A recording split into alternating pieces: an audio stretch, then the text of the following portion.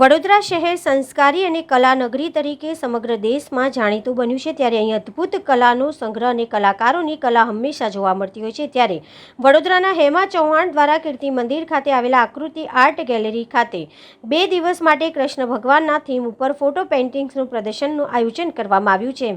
હેમા ચૌહાણે જણાવ્યું કે આજે મધર્સ ડે છે અને જ્યારે મારી દીકરીનો જન્મ થયો ત્યારે એનું નામ કૃષ્ણા રાખવામાં આવ્યું હતું, એટલે કૃષ્ણ ભગવાનની થીમ ઉપર માય ફિલિંગ્સ એક્ઝિબિશનનું આયોજન કરવામાં આવ્યું છે। આ પ્રદર્શન આજથી શરૂ કરવામાં આવ્યું છે અને તે આગામી 2 દિવસ સુધી પ્રદર્શન ચાલશે। આ પેઇન્ટિંગ તૈયાર કરવા માટે હેમા ચૌહાણને ખૂબ જ મહેનત લાગી હતી। આમ તો તેઓ છેલ્લા 20 વર્ષથી પેઇન્ટિંગ કરતા આવ્યા છે। અહીં 30 ફોટાનું પ્રદર્શની તૈયાર કરવા માટે તેમને દિવસમાં 8 થી 9 કલાકની મહેનત અને 1 વર્ષ જેટલો સમય લાગ્યો છે। તેઓએ અપીલ કરી હતી કે અહીં નગરજનો આવે અને અદ્ભુત પેઇન્ટિંગને નિહાળે, તે ખૂબ જરૂરી છે। આ પ્રદર્શન નિહાળવા ભૂપેન્દ્ર લાખાવાલા પરિવાર સાથે પધાર્યા હતા। મારી લાગણી, મારી દીકરી કૃષ્ણા, એનું નામ પણ કૃષ્ણા છે। આજે એની વર્ષગાંઠ છે અને આજે મધર્સ ડે છે, એટલે મારું આ ક્રિએશન છે મેં એને ડેડિકેટ કર્યું છે આજે એઝ અ મધર। અને મારી લાગણી, મારો ઠાકોરજી, જીવનમાં મારો એમ જ મારો ઠાકોરજી છે, મારો કૃષ્ણ। એટલે મને જે સ્વરૂપે જ્યારે મને મારામાં ચરિતાર્થ થયો એ મેં કેનવાસ પર કંડાર્યો અને મેં આજે પ્રદર્શિત કર્યો અહીંયા। જે રીતે મધર્સ ડેની વાત કરવા આવે છે, કૃષ્ણ ભગવાનના પણ 2 માતાજી હતા।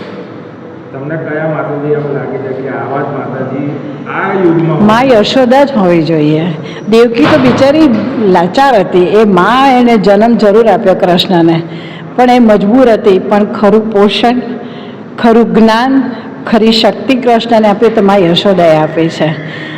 એનું સેક્રિફાઈસ, એની પોષણ, એની પોઝેસિવનેસ કૃષ્ણ માટે જે હતી એ મા યશોદા સિવાય કોઈ પાસે હોઈ ના શકે।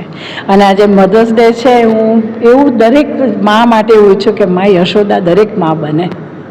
આ કયા પ્રકારની પેઇન્ટિંગ છે અને કેટલા દિવસ આ એક્ઝિબિશન રાખવામાં આવે છે? 2 દિવસ માટેનું એક્ઝિબિશન છે અને પેઇન્ટિંગ્સ બધા એક્રેલિક કલર સાથે છે, વોટર કલર સાથે છે, ઓઇલ પેઇન્ટ સાથે કરેલા છે અને કૃષ્ણના બાળપણથી લઈ અને કૃષ્ણની યુવાની સુધીનું મને જે મારા મનમાં કંડારાયો છે એ મેં ચરિતાર્થ કર્યો છે। 30 હેમા ચૌહાણ।